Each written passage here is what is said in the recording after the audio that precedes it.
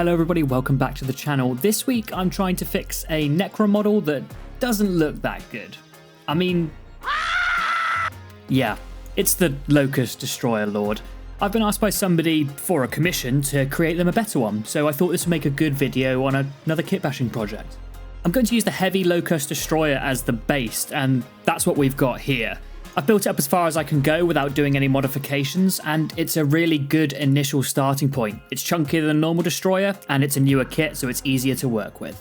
I was given all these wiggly bits by Winter's SEO. I think they're from his wraiths and stuff. I don't really know, but I thought they'd make cool accoutrements to make this guy look different and unique. I played around with these legs initially to see if I can make some kind of forward-facing mandibles, but I ended up deciding that they'd look a little bit better as decorative struts and almost wings.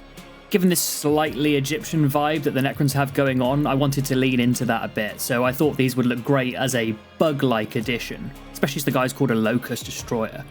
It took me a little while to figure out how I wanted them to fit, but with some trial and error I got there in the end. Kitbashing is always a pretty iterative process. You're going to go back and forth a fair bit, so even though I glued these on, there was an entire possibility that I was going to go back and remove them later. Next up were these whippy things. I have no idea what kit they're from, but they were in Winter's Necron pile of shame, and he said, take them, they'll be good. Anyway, I like the idea of these mechadendrites, even though that's more of a Mechanicus thing, coming over his shoulders and just stabbing or poking people.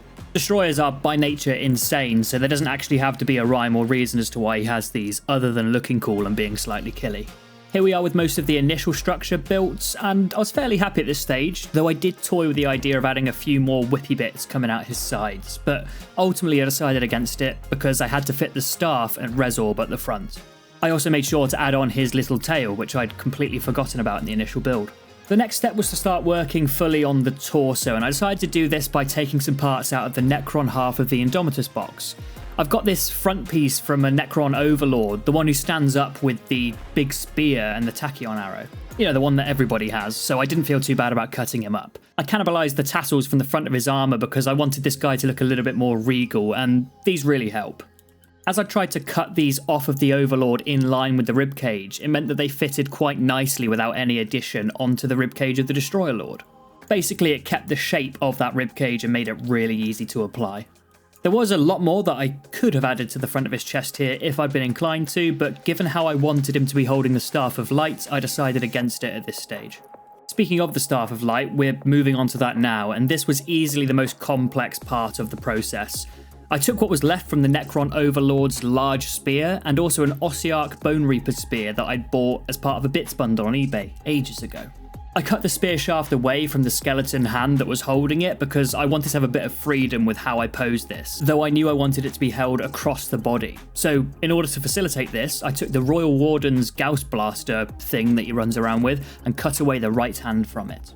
This is going to be the main hand that's holding the staff, and I'm going to do some weird shenanigans to make a left hand hold it too in a bit. But until then, I had to do a lot of pinning, and once again, I pulled out my electric drill to make sure I could do it nice and quickly.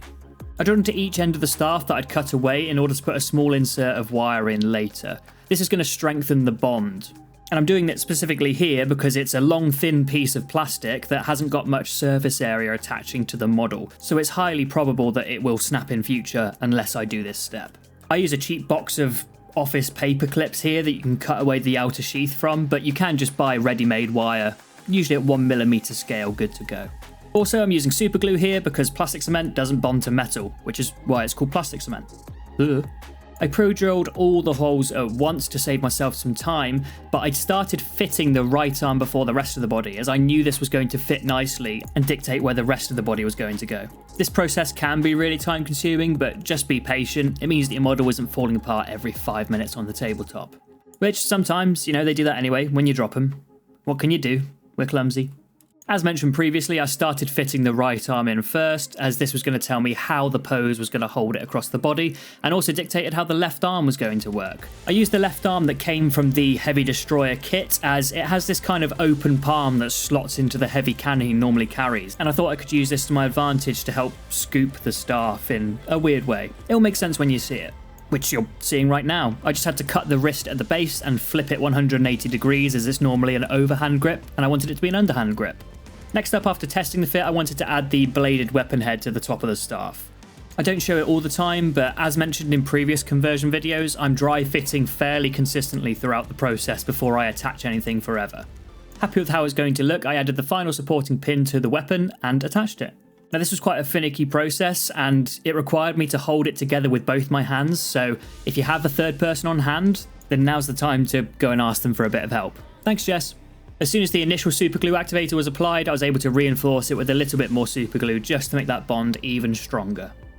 With that bond secure, that's our staff mostly done. I just wanted to add a few decorative elements across the weapon, mainly focusing towards the bottom of the grip. I found this extra little piece, which I think is like a bayonet that was attached to the front of the Royal Warden's weapon, and I decided to add it down the bottom just to cover off that bone area so it doesn't look too Ossiarch Bone Reapers-y.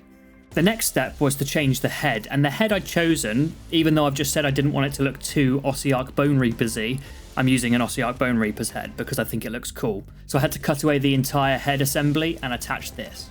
My thoughts on using this are that whilst it doesn't look too sci-fi, it just looks cool, and rule of cool always wins out in my book. So I went with this, and I think it's one of the best decisions I could have made here. It makes it look very regal, but at the same time, probably scarier than it would have otherwise.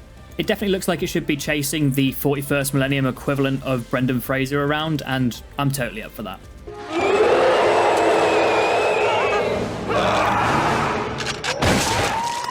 Once again cannibalising from the Overlord, I took the interlocking plates he had as decorative metal at the front. Now I was comfortable with the arm positioning, I knew I could add this without getting in the way. The next step was to add the Orb of Resurrection, and I didn't actually have a Res Orb lying around, so I had to make my own. Found a part that seemed to suit the mould, and we'll come back to it in a minute. The most pressing issue was to find a hand that looked like it was holding the orb.